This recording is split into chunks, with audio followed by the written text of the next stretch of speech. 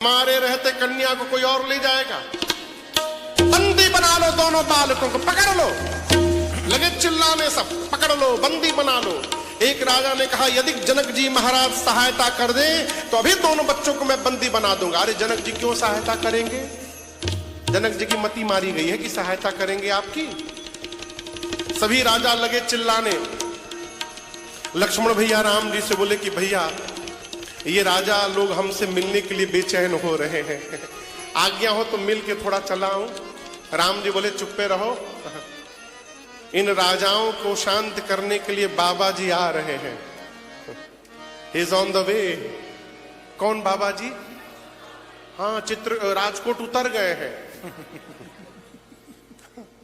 बस थोड़ी देर में पहुंचने वाले, वहां से हेलीकॉप्टर लिए हैं, 5 मिनट में पहुंच जाएंगे। राम जी बोले चुप रहो, बाबा जी आ रहे, इन लोगों को चिल्लाने दो। अभी राजा चिल्ला ही रहे थे, उसी समय तेहि अवसर सुनी सेवा धनु भंगा। तेहि अवसर सुनी सेवा धनु भंगा।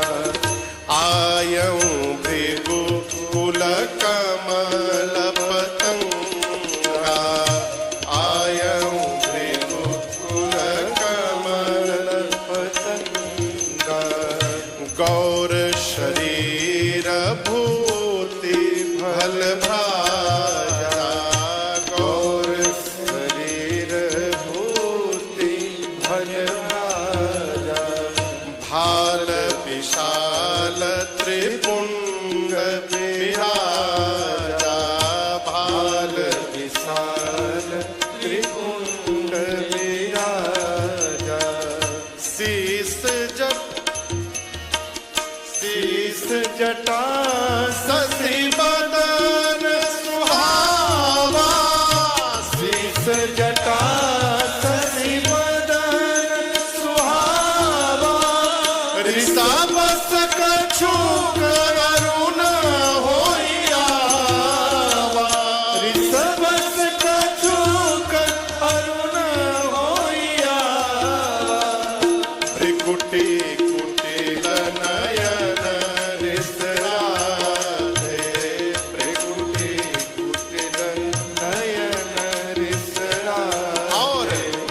सहज हो चितवत मन हो रिसाते।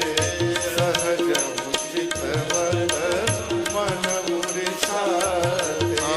सहज हो चितवत मन हो रिसाते। सहज हो चितवत मन रिसाते। तेही अवसर, तेही अवसर मतलब उसी समय सुनी, सुनकर क्या? शिव धनु भंगा। शिव जी के धनुष के टूटने की टंकार सुनकर श्री परशुराम जी पहुंच गए वहां पर। स्वरूप का वर्णन गोस्वामी जी कहते गौर शरीर भूति भल भराजा। गोरा शरीर है, पूरे शरीर पर भस्म का लेपन किया गया है। भाल विशाल है। भाल मतलब ललाट। ललाट कैसा है? विशाल, बड़ा। और उस ललाट पर त्रिपुंड शोभायमान है। भाल विशाल त्रिपुंड विराजा। भाल जितना बड़ा है वो उतना सौभाग्यशाली जीव है। भाल यदि विशाल है तो दिखाई पड़ना चाहिए। ऐसा बाल न बना ले कि वो छिप जाए। अब भाल विशाल, बाल उड़ने के पहले। अब पंडित जी का देखिए ना कितना विशाल भाल है। हमारे पंडित जी का इधर इधर देखिए, यहां से लेके यहां तक भाले भाल है पूरा। लेकिन ये वाला नहीं, बाल रहने के बाद यदि बड़ा है तो वो दिखाई पड़ना चाहिए। सौभाग्य का ये प्रतीक है। विशाल ललाट पर श्री परशुराम जी के त्रिपुंड शोभायमान है। वक्षस्थल पर यज्ञोपवीत सुशोभित है। कमर में मृगचर्म बंधा हुआ है। कंधे पर धनुष है। कमर में फरसा लगा है। प्रेम से भी देख रहे हैं तो लगता है खा जाएंगे। क्रोध के कारण मुख लाल हो गया है परशुराम जी का। परशुराम जी क्यों क्रोधित हो गए? क्यों धनुष टूटने से उनको क्या दिक्कत है? हाँ,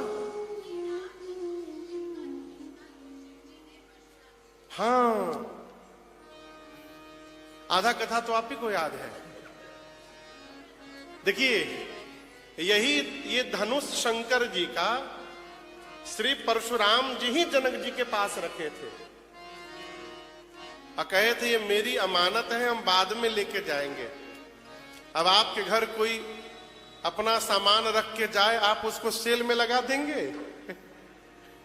नहीं लगाएंगे ना।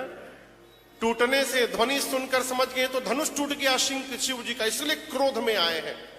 जैसे परशुराम जी की एंट्री होती है उस सभा में, रंगभूमि में, जितने राजा थे जो चिल्ला रहे थे पकड़ लो, बांध लो, मार दो, सारे राजा परशुराम जी को देखकर कांपने लगे।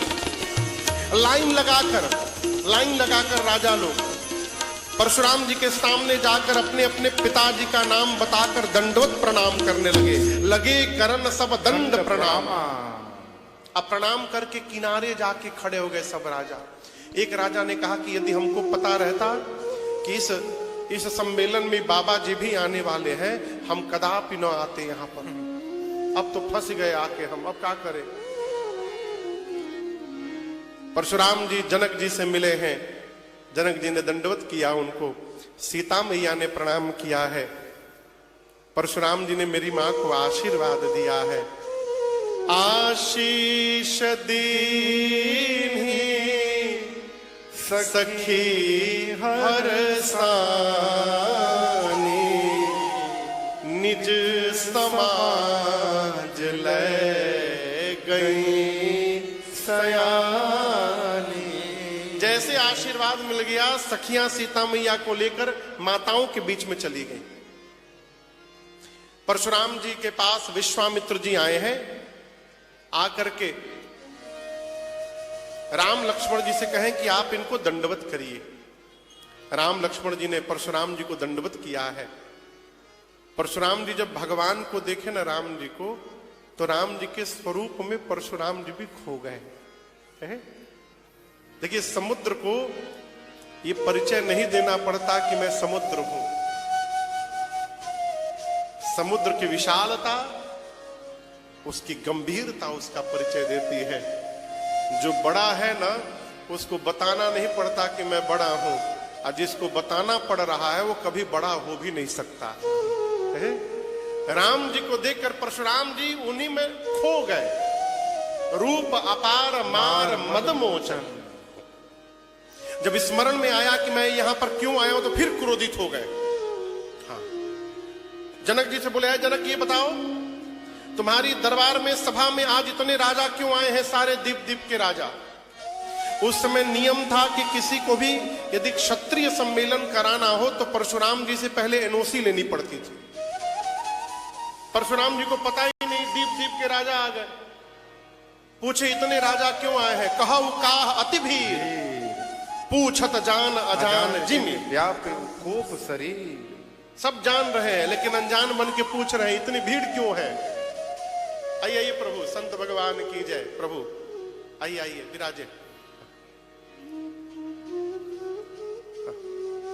विराजे प्रभु, जय जय जय जय। उधर बैठ जाइए प्रभु, चाहे इधर बैठ जाइए, इधर बैठ जाइए, आ जाइए आ जाइए, इधर आइए। जय जय जय जय।